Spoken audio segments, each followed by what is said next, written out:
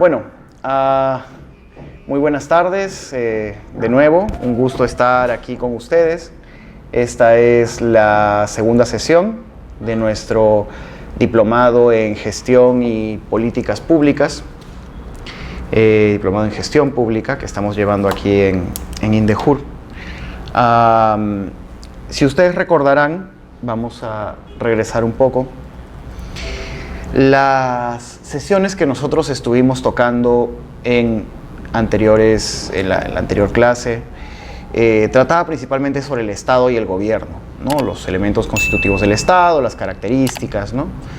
Cuestiones básicas y fundamentales sobre aquello que es el Estado, cómo se reconoce el Estado, los elementos del Estado y cómo es que el Estado interactúa con la sociedad, cómo es que está engarzado, cómo es que el Estado actúa como parte integral dentro de la sociedad, vinculada también al sector privado, ¿no? Y cómo es que la ciudadanía se organiza, ¿no? Digamos, desde un punto de vista político participativo, social participativo, en una sociedad civil que al mismo tiempo alimenta una estructura política y que al mismo tiempo alimenta otra estructura económica, ¿no? Entonces tienes tres estructuras: la estructura social, la estructura política y la estructura económica, ¿no? Pero estas tres estructuras interactúan entre sí. Siempre teniendo como punto de partida la ciudadanía. La empresa privada como instrumento para la realización de los fines económicos de la sociedad, pero el Estado como elemento constitutivo para la realización de sus fines políticos. El Estado es un ente fundamentalmente político. Y ahora vamos a explicar un poco más.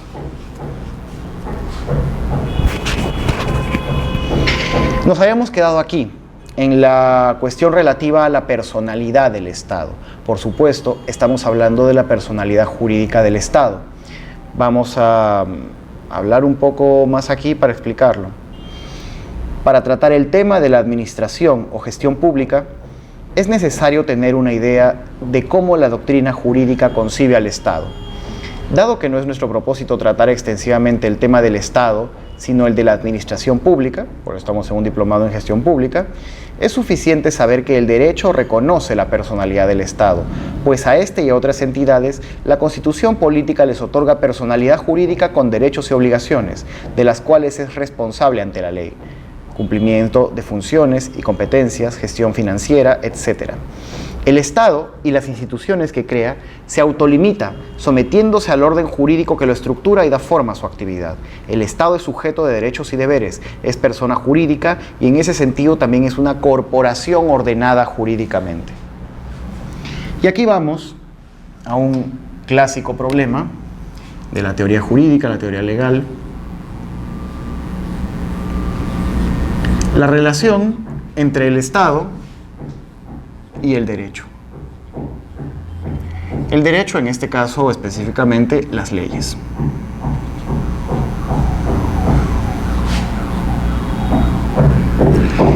En el caso del Estado, nosotros ya hemos visto que la personalidad jurídica es parte integral de dicho Estado, y esta legalidad es lo que permite que el Estado tenga un reconocimiento, una personalidad jurídica amparada en el derecho.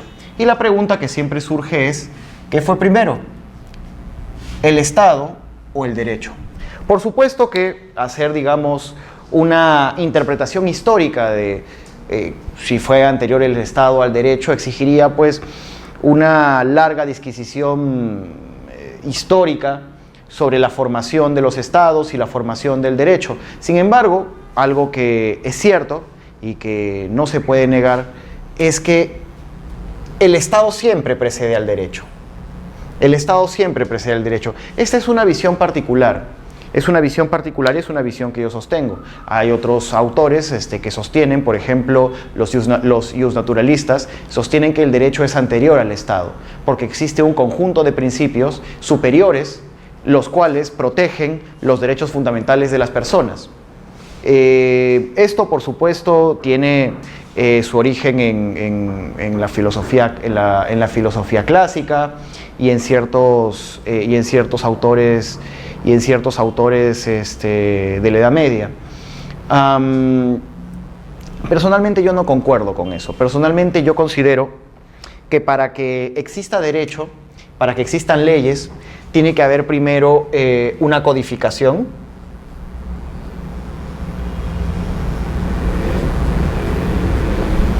Tiene que haber un reconocimiento.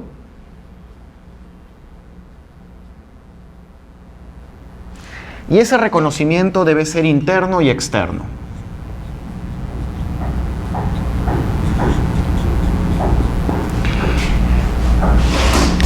El reconocimiento interno consiste en que las personas, los ciudadanos que están sujetos a la normativa de un Estado, en primer lugar son conscientes de la existencia de dicha normativa y que dicha normativa afecta sus vidas cotidianas. Igualmente, el reconocimiento externo consiste en que actores externos a los estados consideren también el derecho como un condicionante de los actuares de los respectivos estados en donde pueden operar o en los estados con los cuales tienen que interactuar, ¿no? Por ejemplo, si tú eres un comerciante o un exportador chileno y tú quieres exportar productos a Perú, lo primero que tú tienes que conocer es el derecho aduanero peruano, el derecho comercial peruano. Tú no puedes decir que todo tu comercio se va a regir solamente por tu derecho interno. El derecho interno te sirve para dirigir las relaciones, en este caso las relaciones comerciales al interior, pero los acuerdos internacionales, los tratados, las normativas internas también influyen en el actuar de las personas con las cuales los estados interactúan. Entonces es importante tener eso bajo consideración. Entonces, este derecho reconoce al Estado como una persona jurídica. Le da personalidad jurídica. Y los diversos organismos del Estado también poseen personalidad jurídica. ¿Cuáles son los organismos del Estado? Los ministerios, los organismos autónomos, las municipalidades, los gobiernos regionales, etcétera, etcétera, etcétera, ¿no? El Estado es una persona jurídica en general y los organismos que los componen también lo son. Entonces,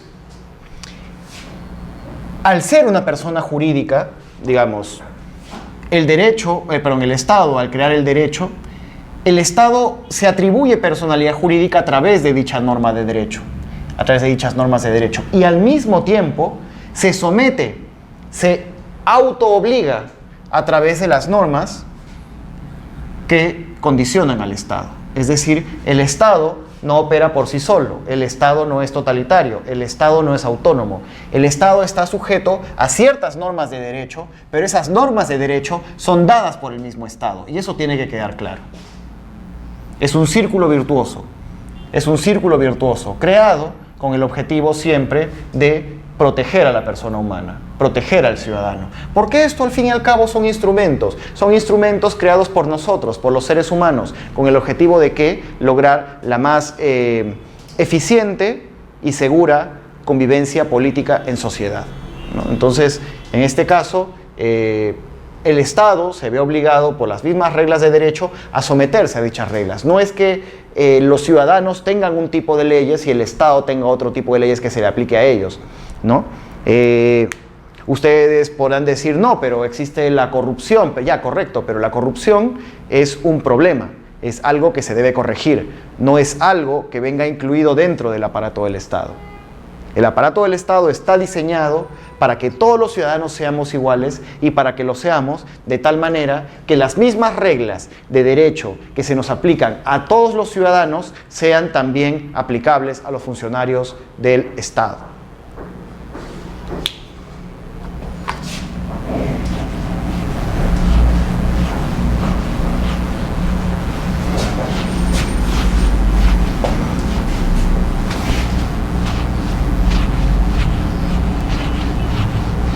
Muy bien. Vamos a continuar.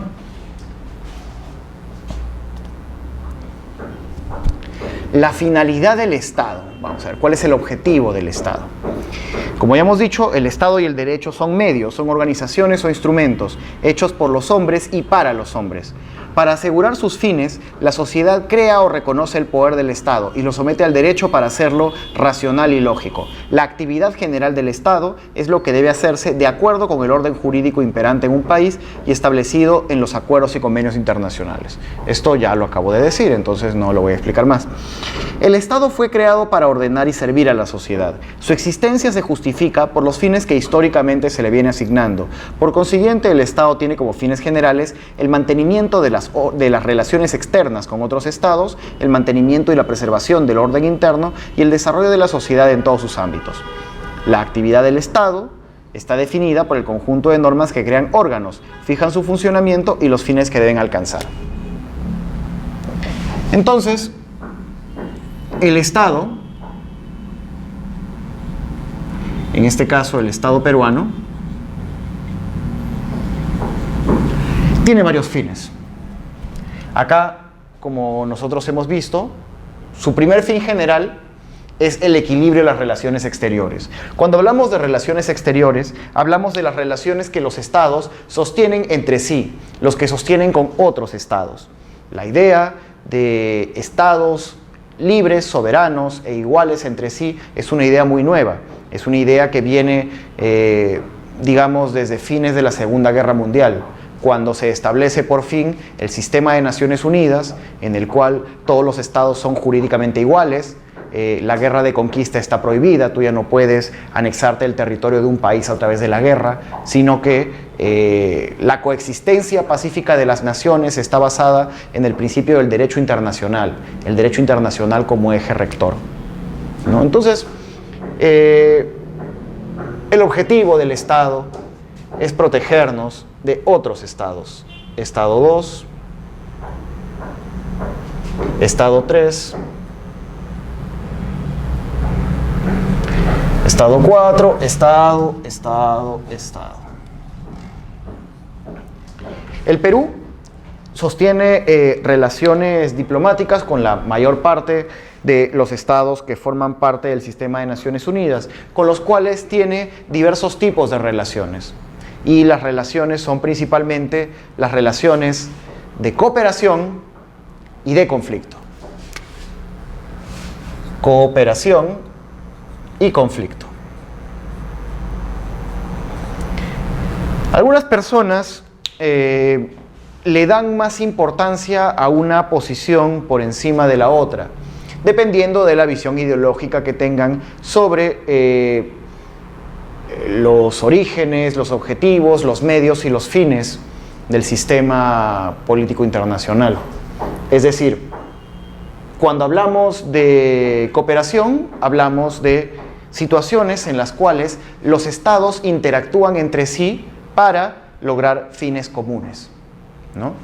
Por ejemplo, cuando el Perú se pone de acuerdo con el Estado ecuatoriano para la reconstrucción de poblados afectados por las lluvias en el norte, digamos, si hay, digamos, un fondo común colocado por el Estado peruano y el Estado ecuatoriano para reconstruir las zonas fronterizas afectadas por las lluvias y por los huaicos, ahí tú tienes una relación de cooperación, ¿no? Tienes una relación de cooperación.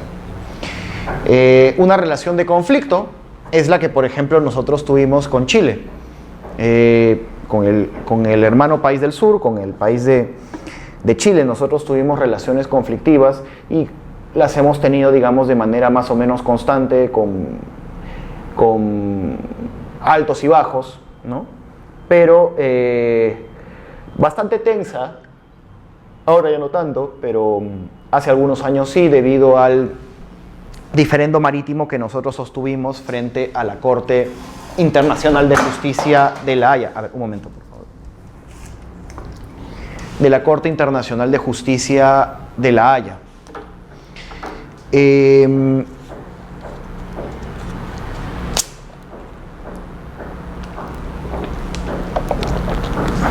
Me van a disculpar. El Estado peruano, como ya les comenté en la anterior clase, sostuvo un diferendo marítimo para definir la ubicación correcta de la frontera marítima con el hermano país de Chile. Durante el periodo que duró este litigio, que tuvo una jurisdicción supranacional porque se resolvió en la Corte Internacional de Justicia en la ciudad de La Haya, en Holanda,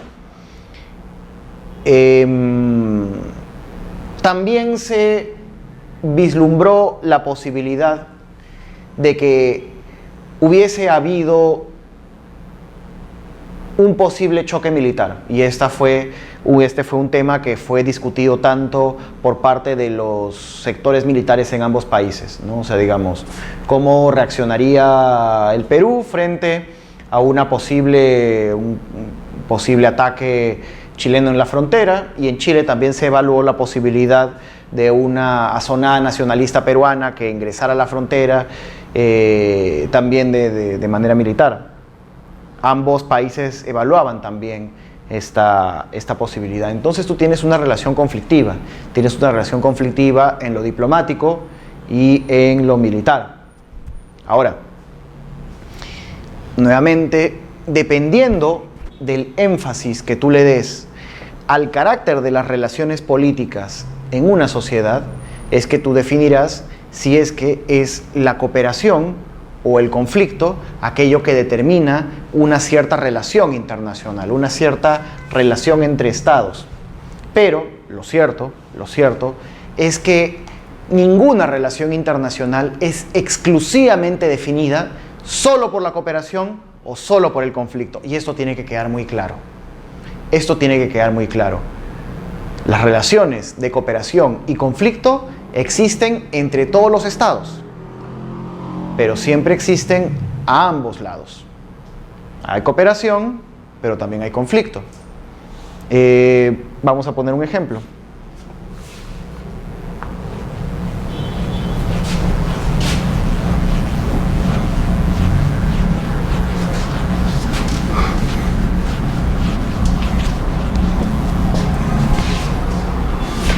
Dos ejemplos.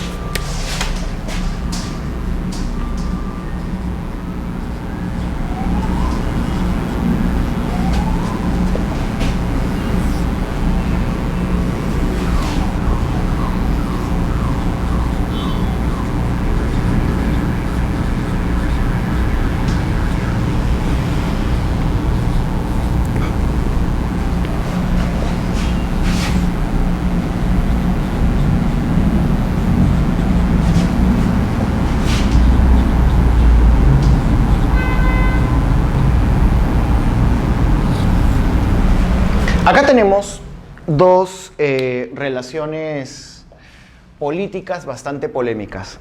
La relación entre Perú y Chile y la relación entre Venezuela y Estados Unidos. Ambos países han estado marcados por fuertes discusiones a nivel diplomático, pero también por profundos niveles e intereses de cooperación. Vamos a tocar primero el caso de Perú y Chile. En el caso del conflicto, nosotros ya hemos hablado de algunas cosas. Por ejemplo, un causal de conflicto, ¿cuál es? La disparidad militar.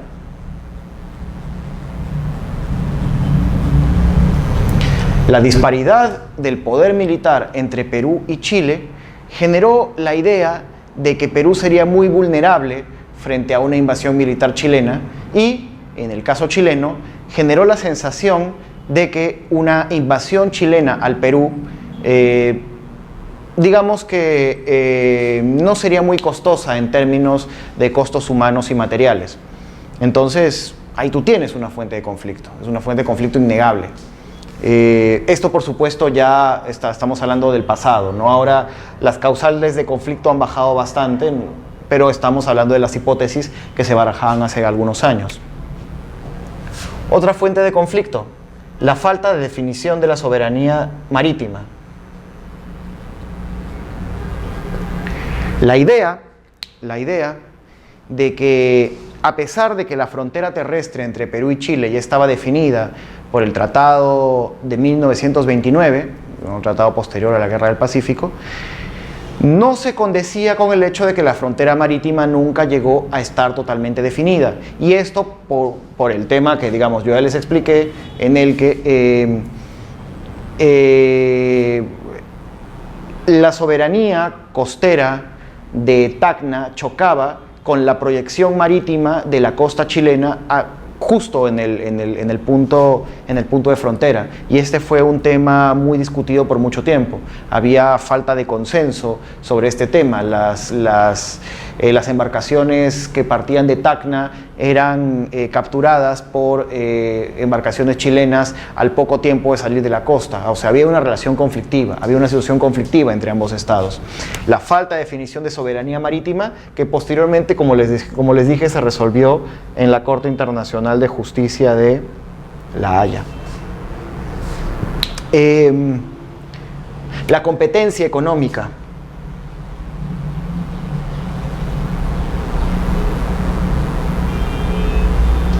En el Perú se ha visto con bastante susceptibilidad o preocupación el aumento de la inversión chilena en el Perú. Inversión chilena que está vinculada también a intereses políticos de dicho país, porque, por ejemplo, acá en el Perú nosotros tenemos Saga, tenemos Ripley, tenemos Cencosud, tenemos LAN, tenemos diversas empresas en varios sectores de la industria que son de origen chileno y que han venido desplazando a las industrias y a los capitalistas nacionales de la participación del mercado nacional. Esto tú lo ves a todo nivel. Entonces ves pues un factor de conflicto en el momento en el que la población peruana empieza a sentir, comienza a mirar con susceptibilidad, con sospecha, la participación económica de un país extranjero en lugar de otros, porque en el Perú existe inversión de muchos países del mundo. Hay inversión china, inversión holandesa, inversión estadounidense, inversión japonesa, ¿no? Sin embargo, el tema es la inversión chilena, ¿no? Y no es casualidad, porque es un país con el que, como nosotros hemos visto, existen profundas discusiones relativas a la posibilidad de conflictos bilaterales, ¿no? Pero al mismo tiempo, las relaciones de cooperación entre el Perú y Chile son muy altas. Primero, por parte de la población, las remesas. Chile fue uno de los principales destinos migratorios de peruanos que salieron al extranjero entre fines de los años 80 e inicios de los 90. Se calcula que hay una población de aproximadamente 30.000 o 40.000 peruanos en Chile, y muchos de estos pues ya se han incorporado plenamente al tejido social chileno. Trabajan en diversos sectores de la industria, envían remesas a sus familias por varios millones por varios millones de soles. Es decir, hay familias, mitad peruano, mitad chilenas, debido a esta continua interacción que se ha dado ya en los últimos años. O sea, hay una relación de cooperación en la cual Chile le ha dado facilidades migratorias a muchos peruanos para que puedan inscribirse y trabajar de manera legal en dicho país, ¿no? Entonces, Chile no los ha expulsado, a pesar de las discusiones y las competencias nacionalistas entre ambos estados. Chile ha aceptado la migración peruana, la ha incorporado a su fuerza laboral y le ha reconocido derechos laborales, al igual que lo ha hecho con otros ciudadanos chilenos también.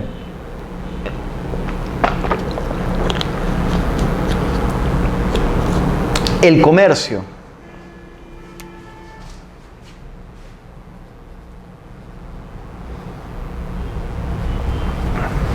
El comercio exterior entre Perú y Chile es muy profundo y de hecho ambos son, digamos, nosotros en Tacna tenemos una zona franca que es muy visitada por chilenos. Los chilenos visitan constantemente Tacna, los peruanos también en menor medida visitan Arica, ya que es una ciudad, digamos, económicamente menos relevante. La exportación de productos manufacturados de un país para otro es bastante importante también. Y desde el año 2004 el comercio entre ambos países ha sido sellado por un tratado de libre comercio, ¿no? Un acuerdo comercial que, digamos, reduce a nivel cero la mayoría de aranceles para productos importados entre ambos países. De otro lado, ambos países también son parte de una alianza, la Alianza del Pacífico.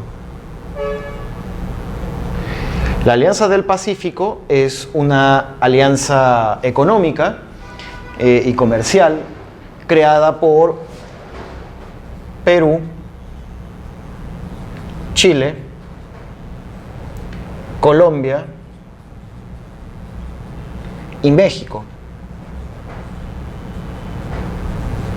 Creada con el objetivo de integrar sus economías en un marco general de libre comercio, facilitando su proyección hacia el Asia-Pacífico. Si algo que comparten estos 4 países es que todos tienen tratados de libre comercio, tanto con Estados Unidos como con China, bueno, algunos con China, Perú y Chile, y con las principales potencias económicas del mundo. Tienen economías relativamente abiertas, modelos económicos liberales y favorecen la integración comercial por encima de otros criterios de integración. Digamos, la integración la consideran a través de los marcos comerciales y los modelos de regulación comercial. A través de esta secretaría, esta alianza, se ha buscado la proyección de estos países hacia el Asia-Pacífico para lograr ser más competitivos a nivel internacional, ¿no? Perú y Chile son miembros de esta alianza y participan de manera muy activa en la promoción de sus intereses en el exterior, ¿no? En algunas cosas también compitiendo, pero en otras cosas también cooperando, ¿no? Entonces, acá tenemos elementos en donde existe el conflicto y la cooperación. Ambos actúan uno de la mano del otro, y las relaciones exteriores, la seguridad de los ciudadanos tiene que resolverse y tiene que entenderse así. No hay relaciones exclusivamente conflictivas, como que no hay relaciones exclusivamente de cooperación. Entonces, eso queda claro hasta esta parte.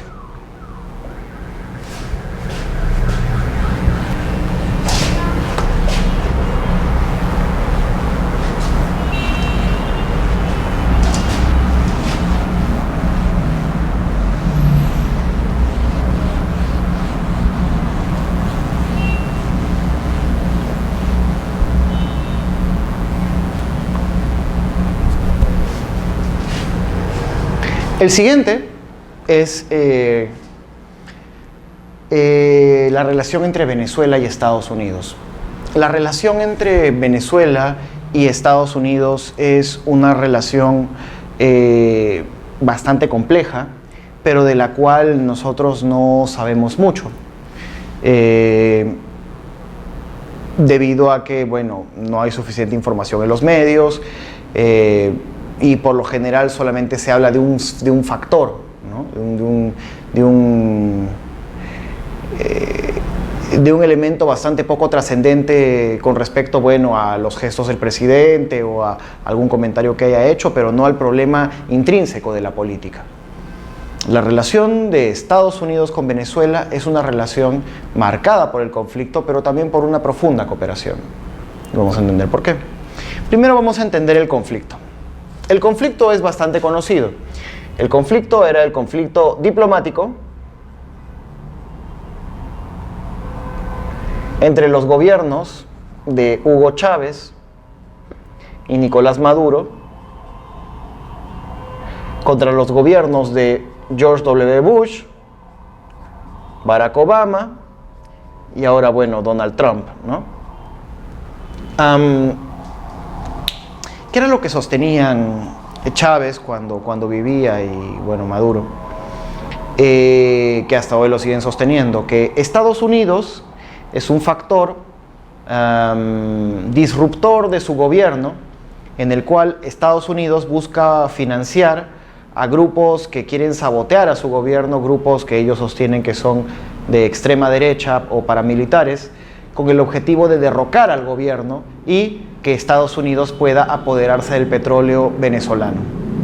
Del otro lado, Estados Unidos ha señalado que el gobierno de Nicolás Maduro y el gobierno de Chávez es un gobierno desestabilizador en la región, que a través de su economía petrolera ha financiado a otros gobiernos de la América Latina, como Ecuador, como el de Bolivia, como el de Nicaragua, para promover modelos ideológicos y políticos similares a los suyos, ¿no? El modelo llamado del socialismo del siglo XXI, y que al mismo tiempo ha tenido relaciones con grupos como las FARC en Colombia o otros grupos irregulares de la región. Entonces, en ese sentido, Estados Unidos ha considerado a Venezuela en el pasado, hoy día ya no, como una amenaza también para la seguridad hemisférica, ¿no? Digamos, pueden darse cuenta de que ambos países tienen visiones opuestas de lo que son el uno para el otro, pero siempre desde un punto de vista de conflicto, un punto de vista de enemistad, de que los intereses de uno chocan con los intereses del otro,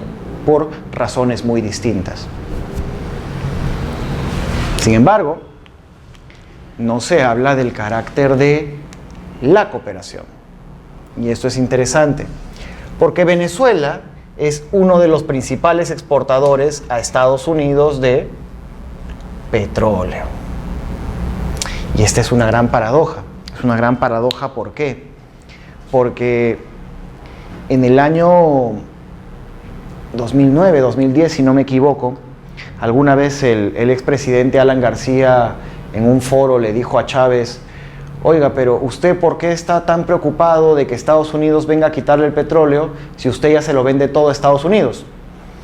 Entonces es una pregunta bastante populista, pero es una pregunta válida. Es decir, si tú te opones a Estados Unidos, ¿por qué le sigues vendiendo el petróleo?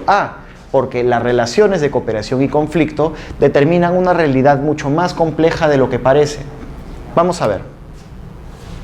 El petróleo en Venezuela fue descubierto en el año 1914. 1914. Por supuesto, esto no lo hicieron capitalistas venezolanos, lo hicieron capitales norteamericanos, ya que la élite venezolana no disponía de los recursos tecnológicos y económicos como para poder hacer inversiones tan fuertes, especialmente en lo que se trata de extracción de petróleo. Esto era algo muy nuevo en la época, no era algo que se hiciera en todo el mundo. Entonces, empresas como la American Petroleum Company o Texaco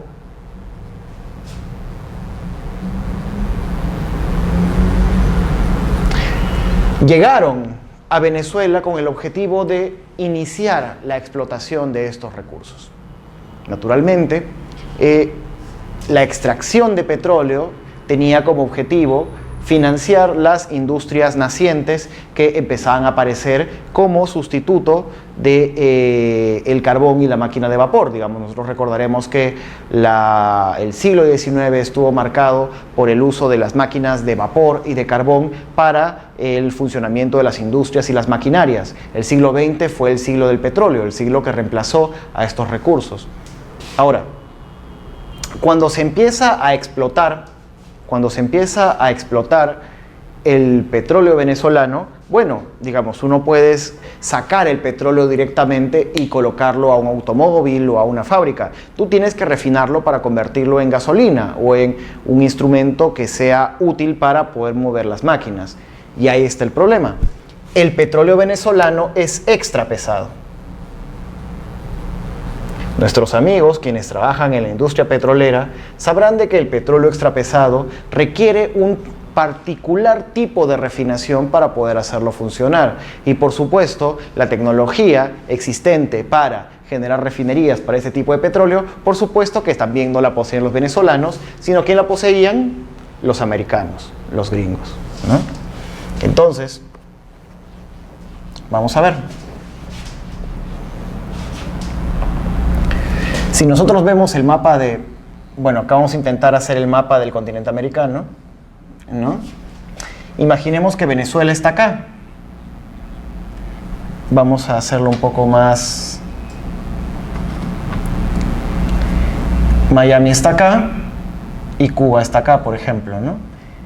Venezuela, digamos, al estar sus campos petroleros ubicados acá, y las refinerías en el interior del país, comprenderán que el envío era bastante cercano, no era muy lejano enviar petróleo venezolano hacia las refinerías que ya se venían construyendo en Estados Unidos. Por supuesto, estas refinerías, al recibir petróleo venezolano, eran refinerías expertas en tratar este tipo de petróleo. Y al saber cómo tratar ese tipo de petróleo, se generaba un monopolio natural en el cual el petróleo empezaba a convertirse en el recurso económico más importante y el mayor producto de exportación de Venezuela. El mayor producto de exportación de Venezuela es el petróleo debido a esta dinámica de permanente cooperación. Entonces, cuando el gobierno de Chávez llega al poder en Venezuela, lo primero que le dicen es, bueno, dejaremos de venderle a Estados Unidos. Pero ahí está el problema. En primer lugar, ¿cuántas refinerías en el mundo existen que sean capaces de desarrollar, refinar petróleos extrapesados como el venezolano? La tecnología existe en Estados Unidos, pero en el mundo todavía no existían espacios en donde se pudiera hacer eso. Entonces, esa tecnología tenía que desarrollarse. Ahora China tiene refinerías capaces de hacer eso, pero es un periodo, digamos, es un proceso que ha tomado tiempo, y la exportación a China, como comprenderán, no es lo mismo que la exportación a Estados Unidos. La exportación a China, no es por acá, sino que tiene que salir a través del Canal de Panamá y tiene que dar la vuelta al mundo para poder llegar hasta China. Los costos de envío son muchísimo más altos y la capacidad de las refinerías todavía no sigue siendo tan eficientes en China como las que tiene Estados Unidos. Entonces ahí también tienes un problema estructural. Comparamos la situación y vemos pues de que la capacidad que tiene Venezuela para enviar petróleo a Estados Unidos es bastante diferente que la que tuviera para enviar a otros países, sea Europa o China. Entonces, es Estados Unidos el socio natural debido a la geografía. La geografía ha mantenido a ambos países unidos. A pesar de que Estados Unidos en los últimos años ha venido explotando el llamado petróleo de esquisto, gas de esquisto, el shale gas, en donde ya Estados Unidos está empezando a convertirse en una potencia productora de recursos naturales y por lo tanto está empezando a depender cada vez menos de sus socios en Medio Oriente o en Venezuela o en los países de la OPEP, en África del Norte. Vemos de que a pesar de eso, ambos países siguen estando profundamente amarrados por la geografía. Vemos así entonces que a pesar de todas las discusiones y toda la retórica, toda la áspera retórica generada entre el gobierno de Chávez y Maduro y el gobierno de los Estados Unidos, las relaciones de conflicto han estado también acompañadas por relaciones de cooperación. Y esto es importante tenerlo en cuenta.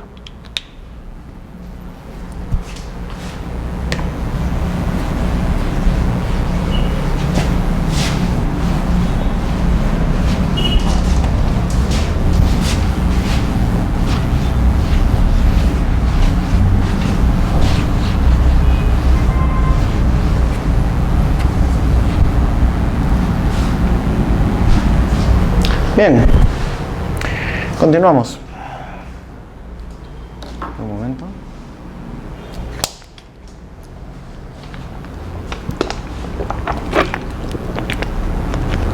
Entonces, me parece que si está claro el tema de las relaciones externas, vamos a pasar a la siguiente finalidad del Estado, que es el mantenimiento y la preservación del orden interno.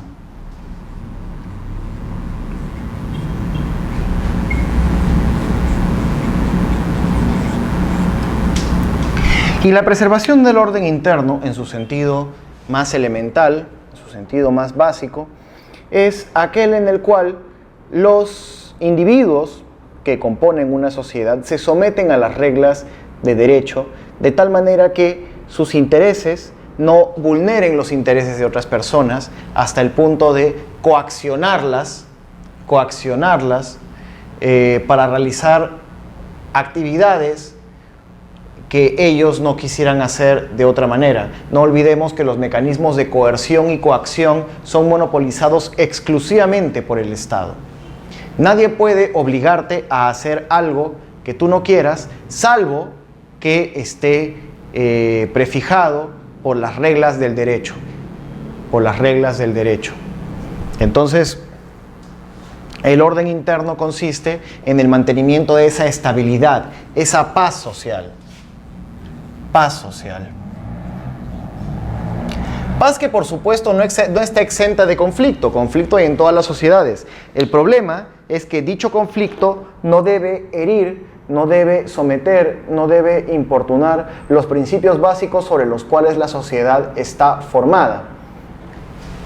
La delincuencia, el terrorismo, el narcotráfico, la corrupción, diversos problemas sociales que alteran el orden interno, afectan directamente la forma en cómo los ciudadanos interactúan entre sí. Entonces es una de las funciones del Estado el mantenimiento del orden interno. ¿Y cuáles son los elementos que intervienen en el mantenimiento del orden interno? Son principalmente tres: las Fuerzas Armadas, la Policía Nacional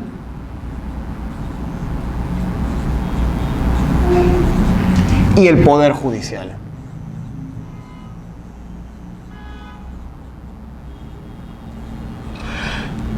Nosotros, como bien ya dijimos, incluimos a las Fuerzas Armadas por una razón.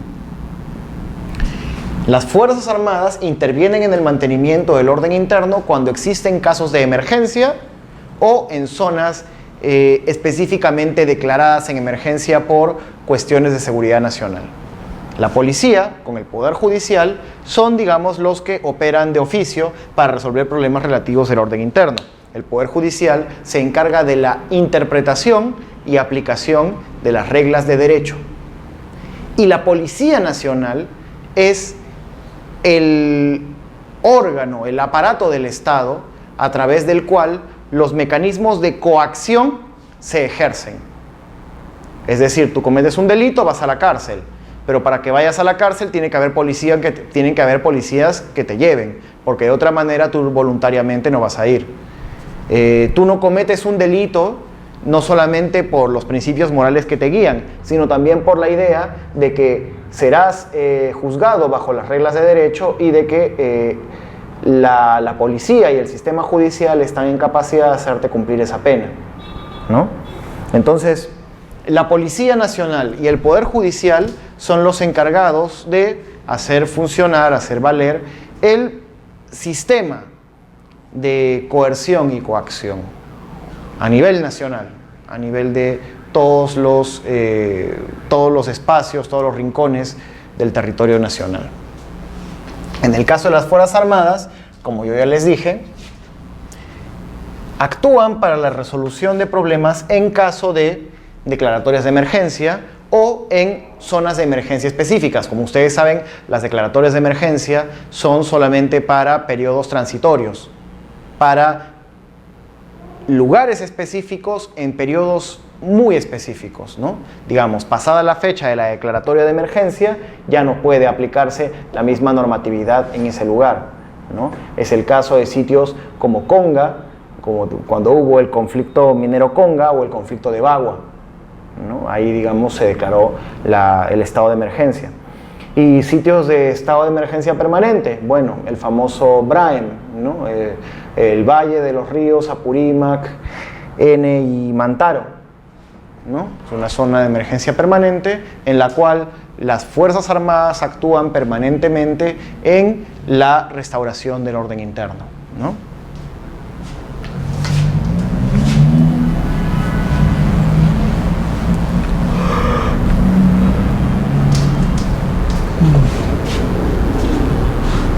Bien.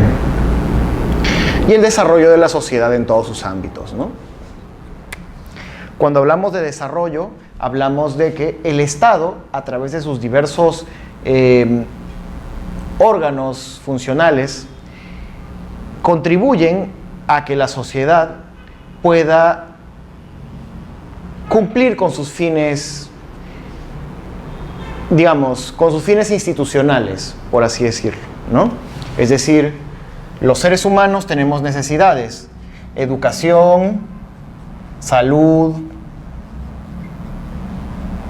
transporte, vivienda, a respirar un aire limpio, tener agua, medio ambiente, ¿no? Y el Estado peruano, así como todos los estados del mundo, buscan absorber, canalizar estas demandas para generar ¿qué cosa? Políticas públicas.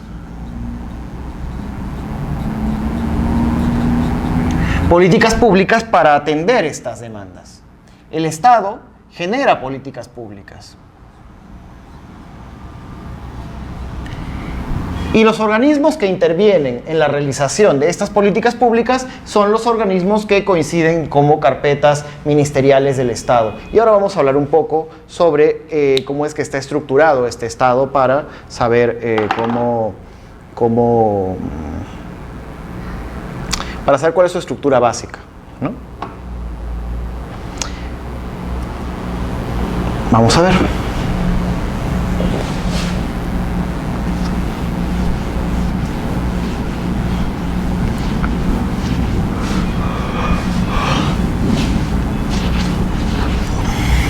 El Estado peruano tiene una estructura básica a dos niveles: al nivel vertical y al nivel horizontal. Al nivel vertical, nosotros estamos hablando de niveles de gobierno. Y a nivel horizontal, estamos hablando de poderes del Estado. Niveles de gobierno. Y a nivel horizontal, poderes del Estado. Los poderes del Estado se clasifican por su carácter funcional, mientras que los niveles de gobierno se clasifican por su carácter administrativo.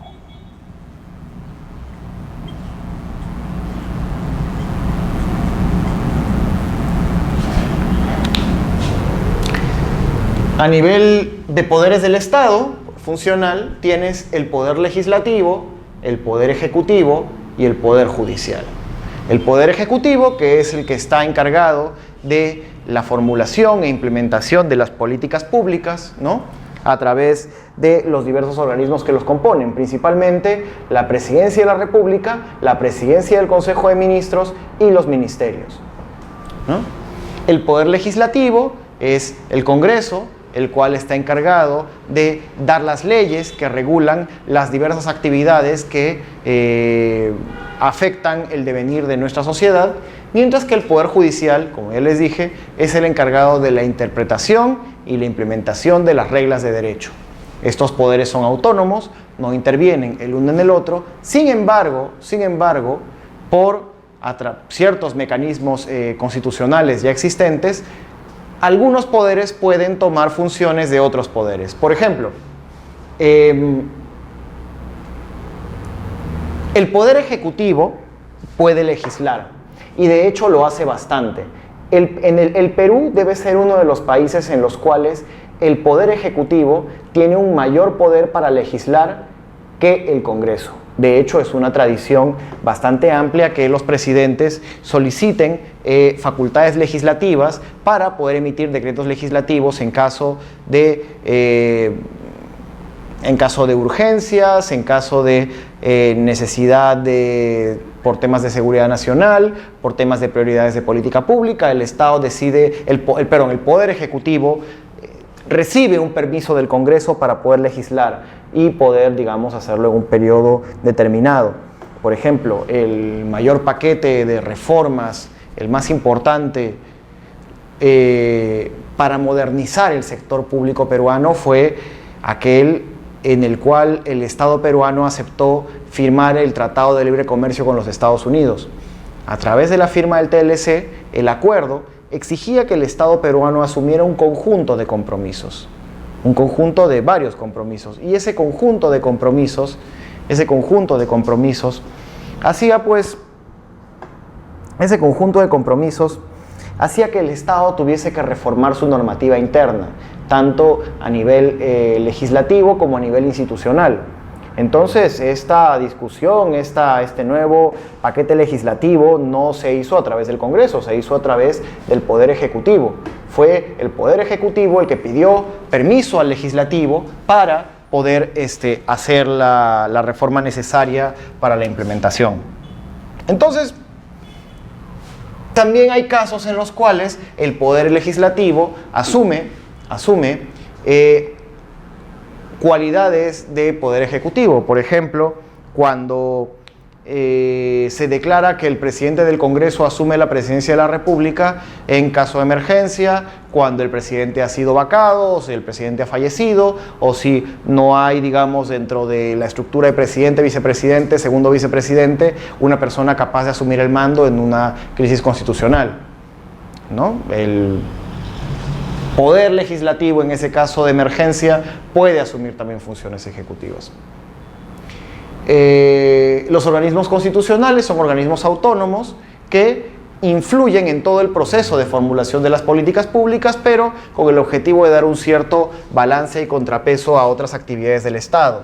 Ahí tú tienes, por ejemplo, la Contraloría General de la República, tienes a los organismos supervisores, los organismos fiscalizadores, ¿no? Como CIPTEL o SINERMIN, ¿no? Tienes al organismo recaudador de impuestos, la SUNAT, ¿no? Son organismos constitucionales autónomos, ¿no? Pero por supuesto, ahí hemos hablado de la distinción funcional, la división funcional, que es esencialmente horizontal. La división de funciones a nivel vertical es distinta. ¿Por qué? Porque la división vertical responde a la necesidad de la implementación de las políticas públicas en todo el territorio nacional. Por lo tanto, los organismos generados son parte del Poder Ejecutivo y de hecho están incluidos en la LOPE. ¿Qué es la LOPE? La Ley Orgánica del Poder Ejecutivo.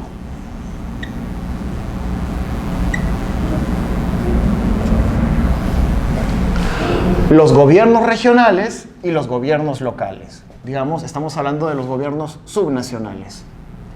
Esta es la división vertical. En el caso de los gobiernos locales, estamos hablando de las municipalidades provinciales y las municipalidades distritales. Y acá, por supuesto, hablamos de los gobiernos regionales, ¿no? Que antes se decía que estaban manejados por una presidencia regional, ahora el término se ha cambiado por gobernatura regional, ¿no?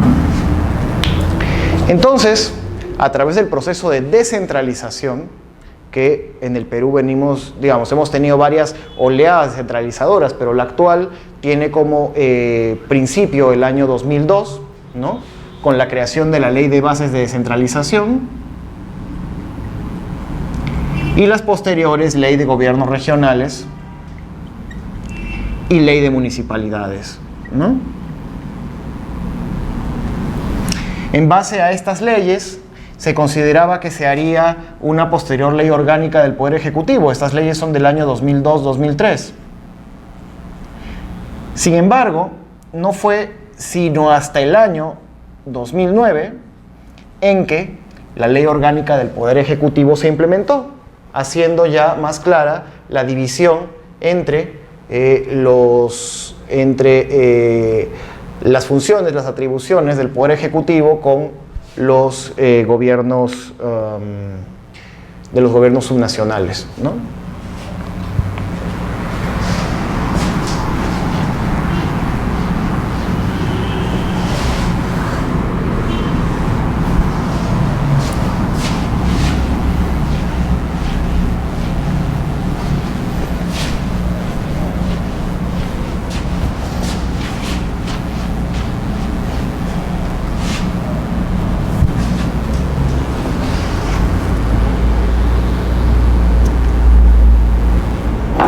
Bien, las funciones del Estado.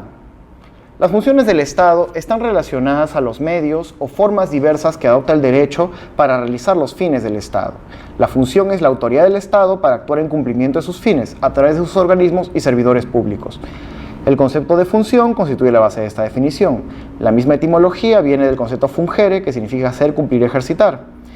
Las funciones del Estado tienen un apoyo lógico y jurídico. A través de las funciones se consagran competencias y procedimientos de las instituciones que se necesitan para su realización. Entonces, como ya recordamos, el Estado tiene instituciones.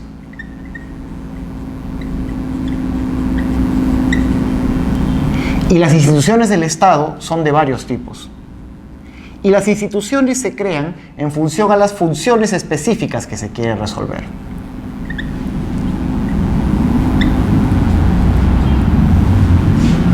¿Por qué se crean los gobiernos regionales y municipales? Con la idea de que las políticas públicas puedan llegar a los rincones más alejados del país. ¿Por qué se crea un Ministerio de Salud? Porque es necesario que un organismo tenga como ente rector que es necesario que la política de salud tenga como ente rector a un ministerio encargado de su implementación general. Lo mismo se puede decir de los otros organismos públicos. Todos los organismos públicos tienen funciones, las cuales están definidas por leyes orgánicas, por leyes de funcionamiento y diversos reglamentos. No hay organismo público que no esté definido por un determinado marco jurídico.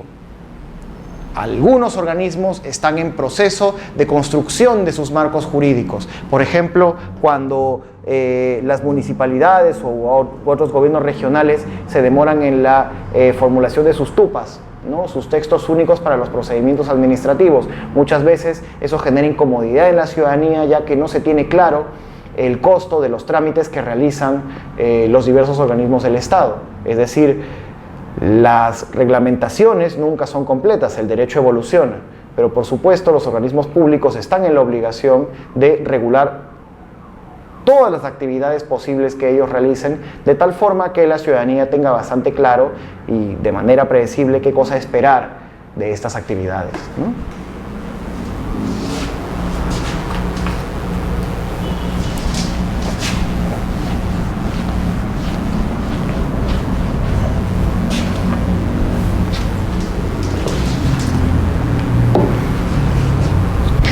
Vamos a ver, las funciones esenciales. Las funciones esenciales del Estado, los poderes públicos que le corresponden, son potestades constitucionales que dividen lógica y políticamente la acción del Estado con fines democráticos y técnicos y evitan la concentración de la fuerza estatal en una sola persona o entidad. La doctrina clásica y la legislación positiva han reconocido tres actividades esenciales del Estado para la realización de sus fines, resultado del principio lógico jurídico de la división del trabajo aplicada por la teoría constitucional. Entonces, la división de funciones dentro del Estado también tiene como objetivo la protección de ciertos derechos constitucionales relativos a la protección de los ciudadanos, es decir, evitar la excesiva concentración de funciones en un solo sector del Estado en desmedro de otros más. El Estado siempre se mantiene en un equilibrio interior de tal manera que los ciudadanos no puedan tener una posición preponderante sobre otros. Ese es el principio que guía el actuar del Estado. Nosotros vemos aquí que tres de esas funciones esenciales son la función legislativa, la función administrativa y la función jurisdiccional.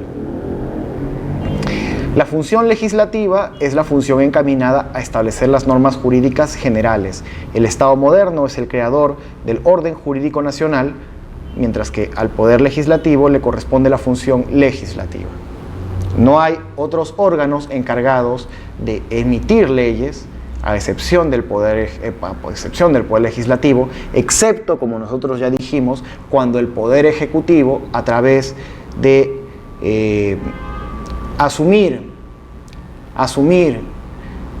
funciones legislativas, a través de la asunción de funciones legislativas, esto no se da en otros casos, ¿no? Es decir, es el Poder Ejecutivo el que realiza funciones legislativas solo cuando existe una delegación de funciones expresa y aprobada por el Congreso.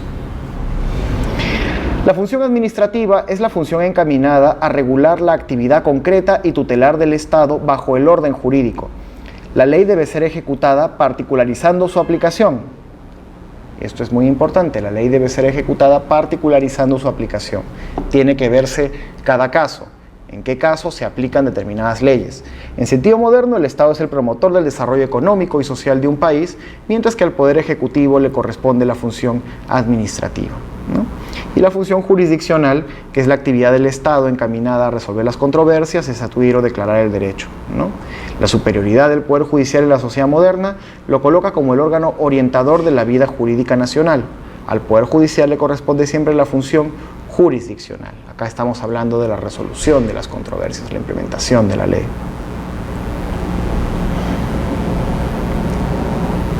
A ver. Acá ya hablamos de las funciones administrativas. Hemos hablado de las funciones esenciales y hablamos de las funciones administrativas. Siguiendo el derrotero señalado por la doctrina, identificamos las siguientes, ¿no? Orientación y coordinación, ordenamiento, acción de regulación, gestión y control. Vamos a ver. Orientación y coordinación, ordenamiento, regulación,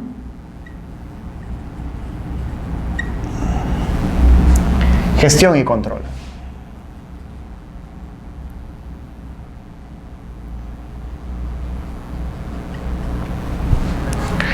Vamos a colocar un ejemplo. Como ustedes saben, los organismos públicos que existen en el Estado, digamos, hoy día están definidos constitucionalmente, están ubicados en las leyes, tienen sus propios reglamentos, pero no siempre han sido así. Por ejemplo, el actual Ministerio de la Mujer, el MIM, antes estaba fusionado con el Ministerio de Desarrollo Social. ¿Cómo se llamaba? El MIDIS. El Ministerio de la Mujer, el MIMDES, el Ministerio de la Mujer y Desarrollo Social, que luego se dividió en MIDIS, Ministerio de Desarrollo Social, y MIMP, Ministerio de la Mujer y Poblaciones Vulnerables, con dos criterios distintos. Se formaron nuevos ministerios, nuevas burocracias, nuevos sectores administrativos. Entonces, la necesidad de la creación de esos sectores administrativos tenía que tener una lógica en sí misma y tenía que haber una distribución del trabajo para poder identificar qué cosa iba a hacer un sector que no hiciera el otro sector. Es decir, antes ambos sectores estaban juntos porque la política de resolución de brechas de género estaba muy vinculada a la política de desarrollo social y de poblaciones vulnerables. Era una sola política pública, una política general. Ahora el Estado ha considerado que esas políticas deben desagregarse entre sí y abordarse por separado a través de sectores distintos, ¿no? Entonces, por eso se dividen estos ministerios. Por ejemplo, cuando hablamos de la acción de coordinación y orientación, estamos hablando principalmente al diseño y la gestión de políticas públicas.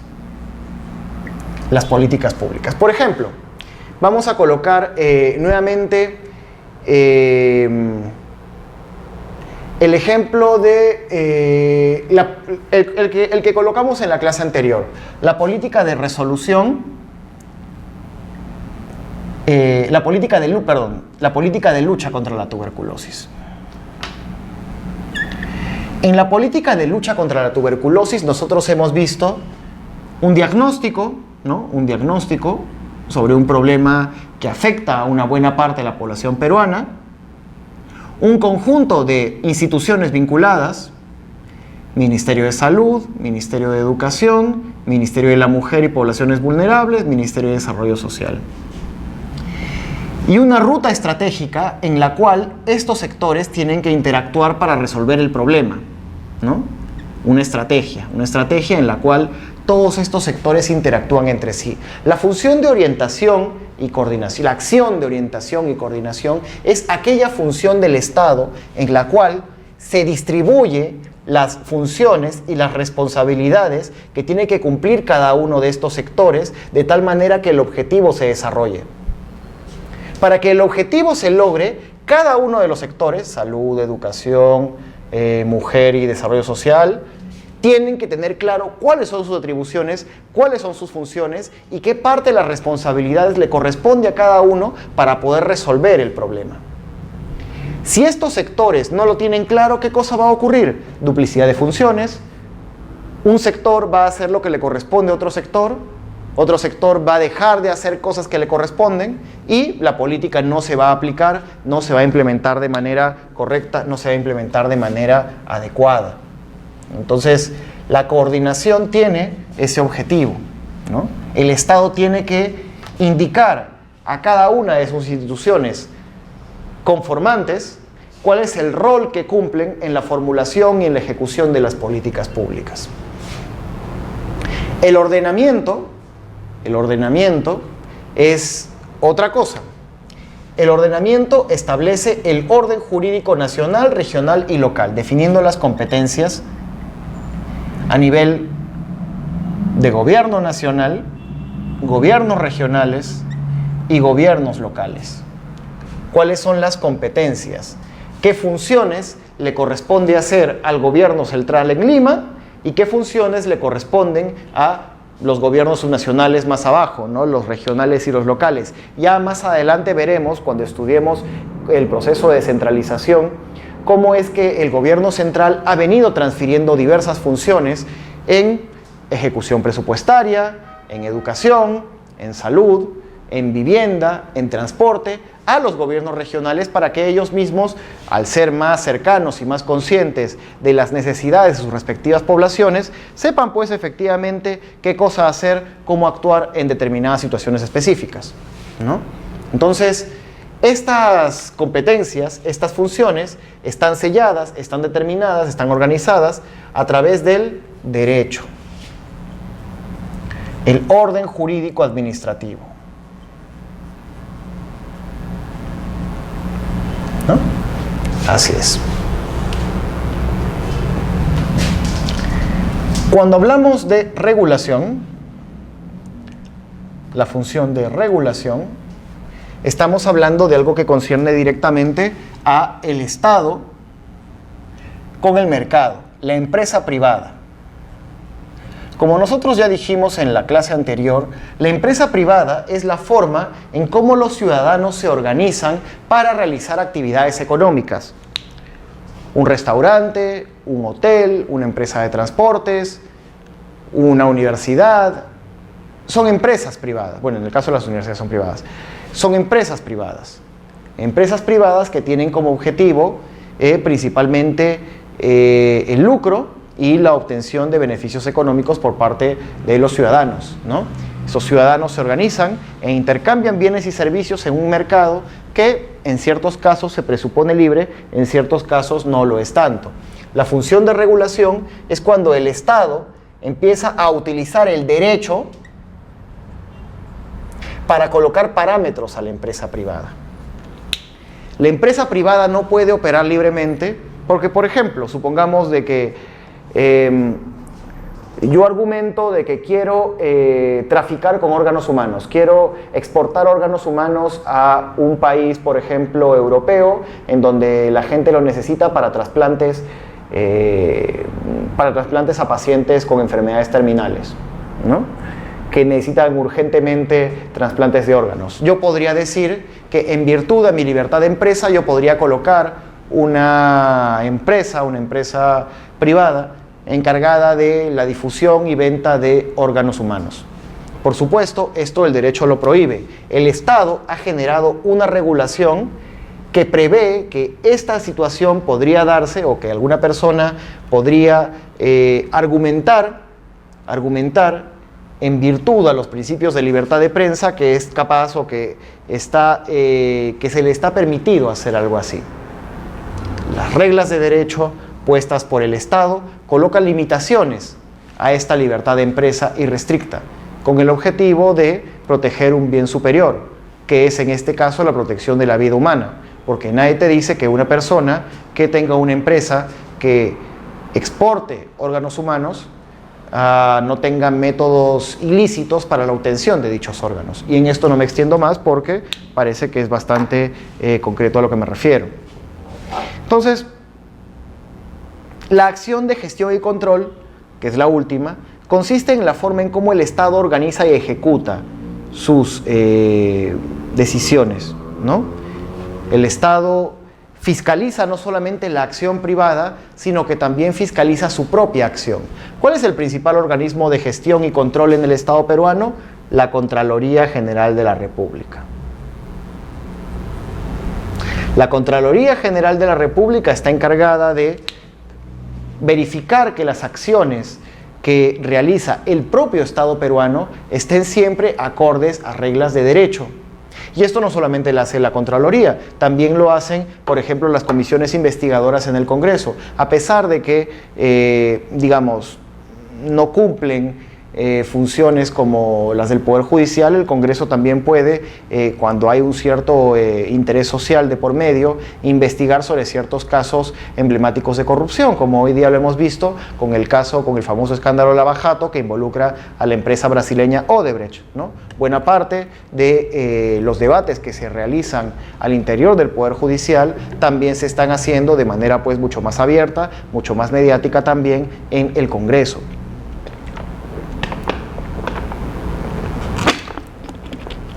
Entonces, para verificar los resultados, controla su propia acción y también supervisa a la actividad privada, ¿no?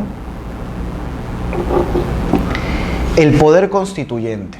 Vamos ahora al poder constituyente.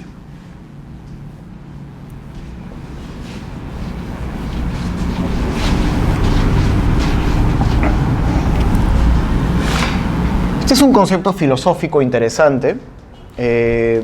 Vamos a resumirlo un poco para discutirlo muy brevemente. La función constituyente es la actividad fundamental del Estado, encaminada a la creación, adición o reforma de las normas constitucionales. Ella tiene por objeto la formulación de normas jurídicas generales relativas a la organización y funcionamiento de los órganos supremos del poder público, sus modos de creación, sus relaciones y el régimen de garantías que protejan al ciudadano en contra de los abusos de las autoridades. Como nosotros hablamos en la primera sesión, la idea del poder constituyente está muy vinculado a la teoría contractualista, que afirma principalmente que el Estado es una construcción social derivada de un contrato por supuesto que no es escrito, sino que es un acuerdo tácito entre los actores con el objetivo de limitar sus conductas sus conductas individuales en favor de un bien superior, que es la organización de la sociedad.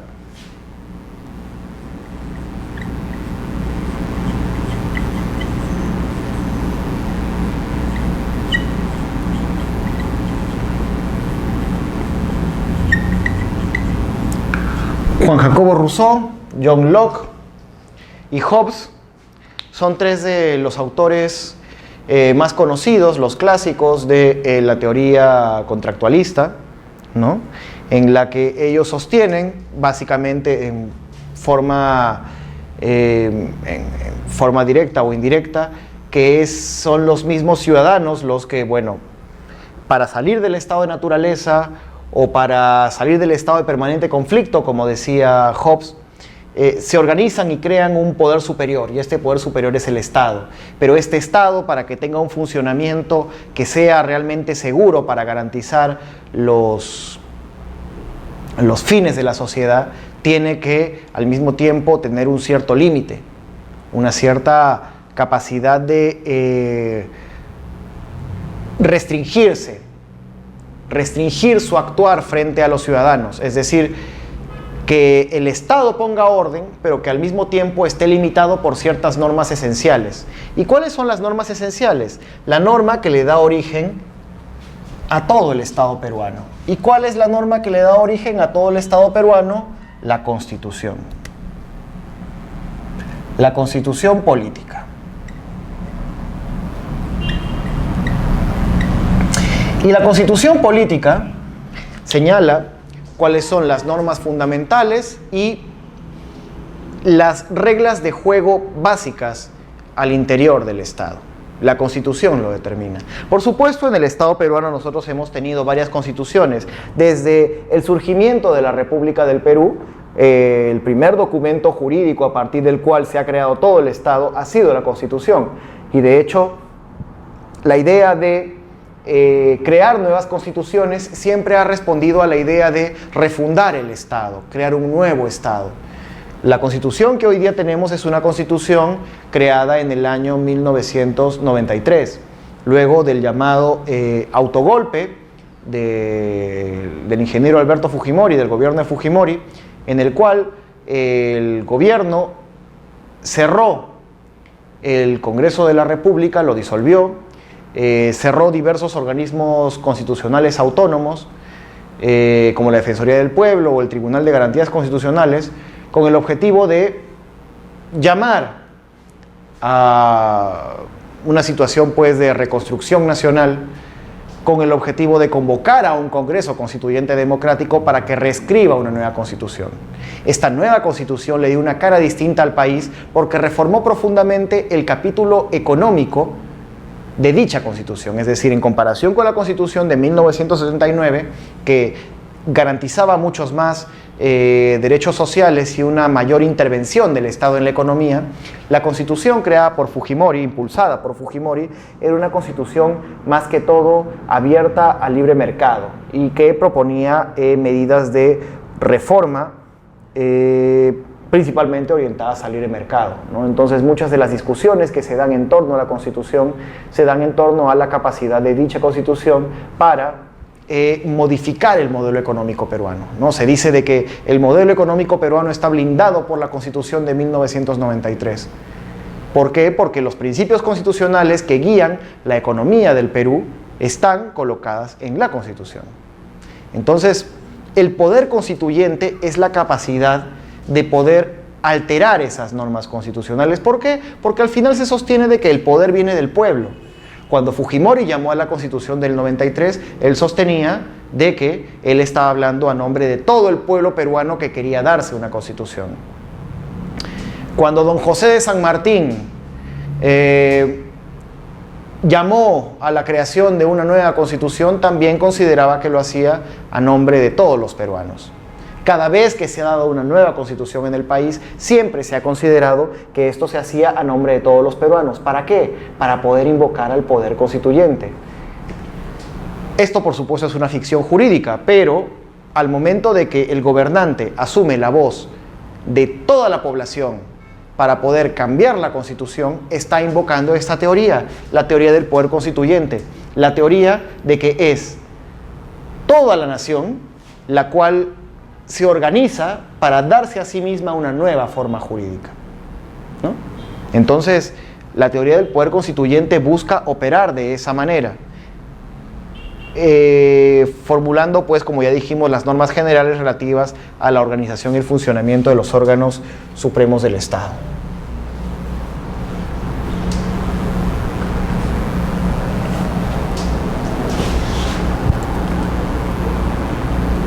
Entonces, ya estamos terminando. Habiendo tenido claro, digamos, todo lo relativo al Estado, vamos a hablar ahora un poco sobre el gobierno. ¿Qué es el gobierno? El gobierno es esencialmente la acción por la cual una autoridad impone una línea de conducta, un precepto a las personas que forman parte de una colectividad, ya sea esta nacional, regional o local. Los gobernados son los habitantes del territorio, nacionales y extranjeros, que se encuentran en el territorio nacional. El gobierno es el conjunto de personas organizadas políticamente que acceden al poder y los órganos revestidos de poder para expresar la voluntad del Estado y hacer que ésta se cumpla. Gobernar es ejercer la autoridad o el mando sobre un territorio y las personas que lo habitan. A través del poder se ejerce la suma potestad rectora y coactiva del Estado en el marco de la ley, la cual le da competencia y facultad a éste para cumplir con sus fines u objetivos.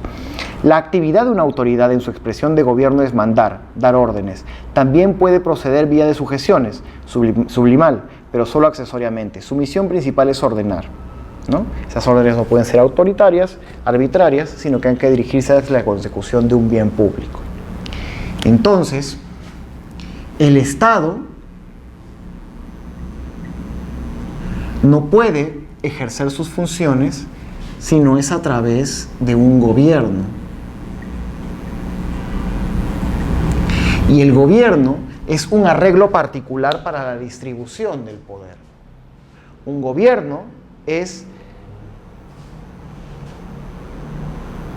la forma en cómo el Estado manifiesta sus funciones a través de la implementación de diversas políticas para la consecución de los fines institucionales del Estado. El Estado y el gobierno coinciden en algunas cosas y difieren en otras. El Estado es permanente. El Estado siempre se mantiene. Mientras que el gobierno cambia. Desde el fin del gobierno de Fujimori nosotros hemos tenido ¿cuántos gobiernos de transición? ¿Cuántos gobiernos postdictatoriales? Hemos tenido 4. Toledo, Alan García, Humala y ahora Kuczynski. Estos 4 gobiernos han pasado por el Estado, pero el Estado se ha mantenido igual. Digamos, ha habido reformas administrativas al Estado peruano, pero el Estado peruano sigue siendo un Estado unitario, sigue siendo un Estado que representa a la voluntad general de todos los peruanos. No ha recibido alteraciones mayores. Las políticas relativas al Estado se mantienen, en teoría, constantes. Mientras que los gobiernos tienen políticas particulares, tienen formas distintas en función a la ideología oficial del gobierno. Es decir, hay gobiernos que se identifican con una mayor intervención del Estado en la economía, otros con una menor intervención del Estado en la economía, ¿no? Por ejemplo, si comparamos a Humala con Kuczynski, Humala consideraba que el Estado debía intervenir mucho más en la economía que Kuczynski, que él tiene una visión más liberal sobre el manejo económico. Igualmente, Toledo le dio mucha importancia a la asignación de recursos económicos en educación, mientras que Alan García se centró más en lo que era el tema de la reforma magisterial para los profesores del magisterio. Es decir, la forma como los estados buscan resolver problemas políticos son distintas. Perdón, como los gobiernos buscan resolver problemas políticos son distintas. Los gobiernos tienen visiones particulares de las causas, los orígenes de los problemas y las formas en cómo resolverlos. Lo que piensa Toledo sobre cómo resolver la educación no es lo mismo que pensaba Alan, no es lo mismo que pensaba Humala y no es lo mismo que piensa PPK. Ellos tienen diagnósticos distintos y al tener diagnósticos distintos también tienen formas distintas de cómo abordar el problema, pero siempre con la idea de resolver el problema de la educación. Todos los presidentes están de acuerdo de que sí, la educación, por ejemplo, es un problema, la salud es un problema, la vivienda es un problema. Ya, todos están de acuerdo en que eso es un problema. El tema es cómo lo resuelven. ¿Cómo lo resuelven? La política de Estado te exige resolver los problemas. La política de gobierno es la que determina cuál es la forma para llegar. Toledo dice, bueno, vamos por acá. Humala de repente dice, no, mejor vamos por acá. No, el otro dice, no. Entonces, son formas distintas. Es importante tener en consideración que el Estado y el gobierno interactúan de esta manera, pero que al mismo tiempo no son lo mismo, ¿no? Es importante tener esto en consideración.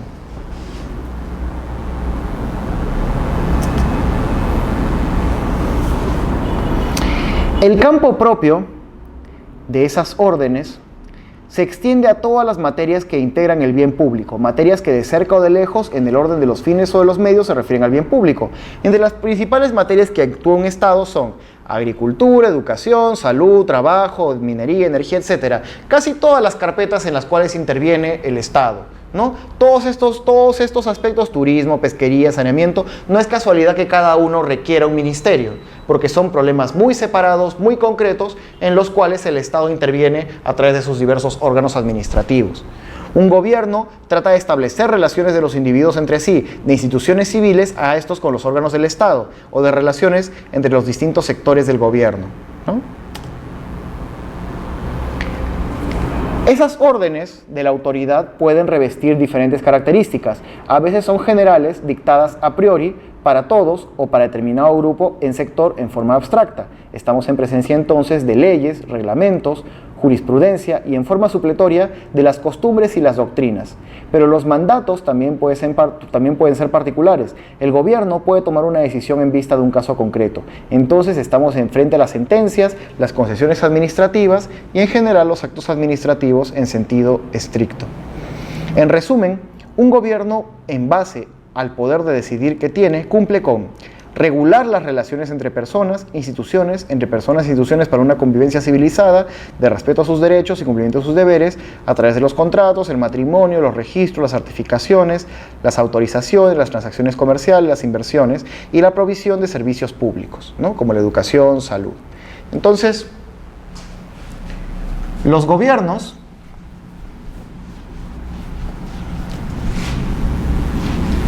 tienen dos funciones principales.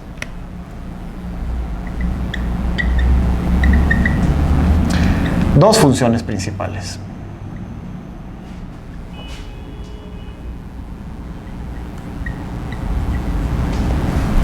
Regular las relaciones entre personas e instituciones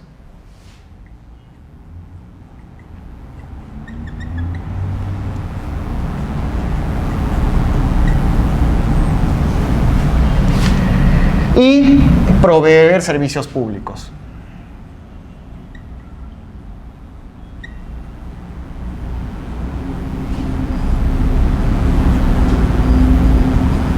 ¿No? Regulación de actividades humanas y provisión de servicios públicos. Los gobiernos, todos en el mundo, tienen como mínimo estas dos funciones.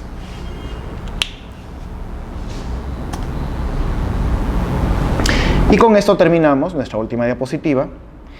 Un gobierno se instaura por el acceso político de organizaciones políticas, partidos, movimientos, frentes a las instituciones del Estado, desde donde se organiza la capacidad de decidir y ordenar sobre las cuestiones de Estado de un país, región o localidad. Los partidos o agrupaciones políticas son una reunión de hombres o mujeres que profesan una misma doctrina, opinión para asegurarse una influencia sobre la gestión de los asuntos públicos. Llegan a ocupar el gobierno por el voto de la comunidad en elecciones democráticas mediante un sistema electoral que garantiza la selección democrática de quienes asumen el rol de gobierno. Con el objetivo de evitar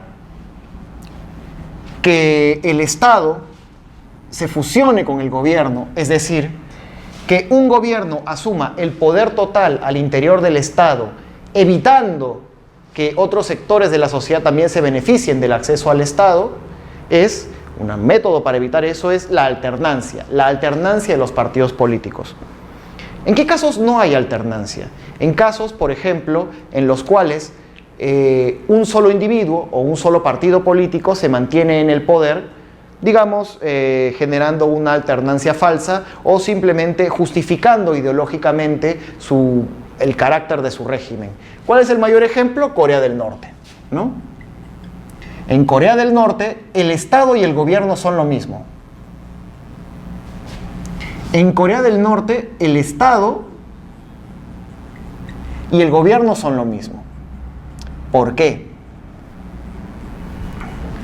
Porque todas las funciones relativas a la mantención de las políticas de Estado son exactamente las mismas que conciernen a las políticas del gobierno. Y conciernen así porque la línea de gobernantes que ha dirigido Corea del Norte desde los años 50 con la guerra de Corea, la partición de Corea, ha sido pues la dinastía Kim, ¿no? Kim Il-sung, el padre fundador de Corea del Norte, luego Kim Jong-il y ahora Kim Jong-un, ¿no? Abuelo, padre e hijo. Abuelo, padre e hijo. Abuelo, padre e hijo han determinado el devenir de la República de Corea del Norte durante más de 50 años. Y ha sido una sola clase gobernante derivada, principalmente de la familia de Kim, sus tíos, sus primos, sus allegados, sus hombres de confianza, centralizados en un solo partido, el Partido de los Trabajadores de Corea del Norte, ¿no? El Partido de los Trabajadores de Corea del Norte, el que ha gobernado, el que ha monopolizado la vida política de este país, ¿no? Acá el Estado y el gobierno son exactamente lo mismo. ¿En qué caso hay, digamos, la alternancia? Existe alternancia, pero de una forma, digamos, menos transparente. El caso, por ejemplo, de China, ¿no?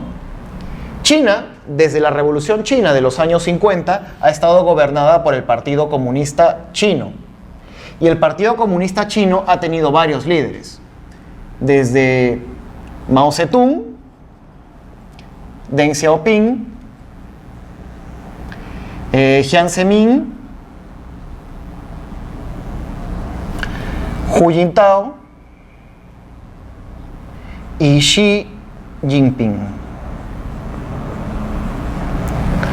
Todos estos líderes chinos han generado una doctrina y han generado cambios importantes en la forma en cómo el país se ha administrado. Mao Zedong creó pues la primera doctrina comunista para la construcción del nuevo Estado Popular Chino, en el cual la presencia del Estado en todas las actividades de la vida humana era literalmente totalitario. Deng Xiaoping, por el contrario, se le considera como el artífice de la apertura china al mundo. Es decir, la economía china empieza a abrirse gracias a ciertas reformas que Deng hizo a mediados de los años 70.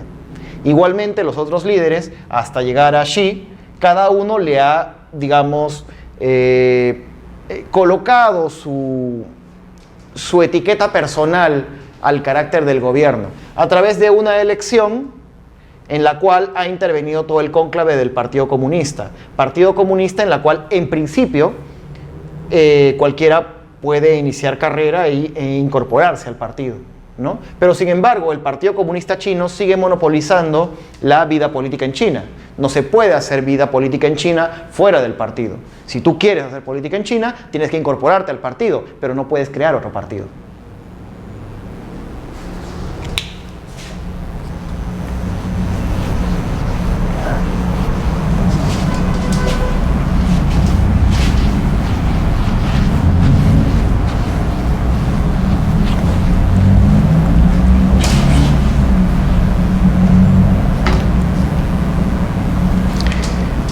En una democracia constitucional como la nuestra, el caso es distinto, es decir, la oferta política es abundante.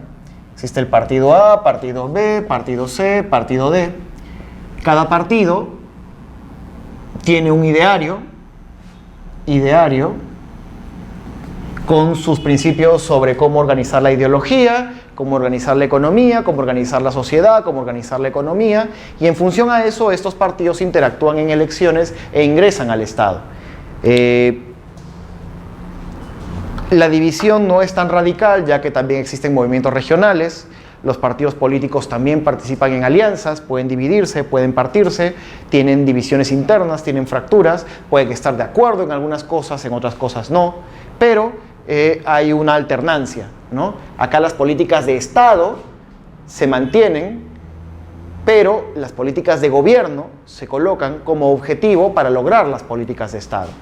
En nuestra siguiente clase hablaremos un poco más sobre cómo la Política Nacional de Modernización del Estado, establecida por la Secretaría del Consejo de Ministros, hace muy clara esta división y establece cuáles son los instrumentos para poder separar las políticas de Estado de la política del gobierno.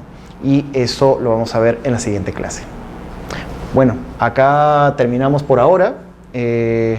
Así que en la siguiente clase ya revisaremos lo concerniente a políticas de Estado y políticas de gobierno, porque esto es sumamente importante. Vamos a revisar un poco las normativas relativas al funcionamiento de las políticas públicas y a bastantes temas muy interesantes que tocaremos en la siguiente clase. Muchas gracias.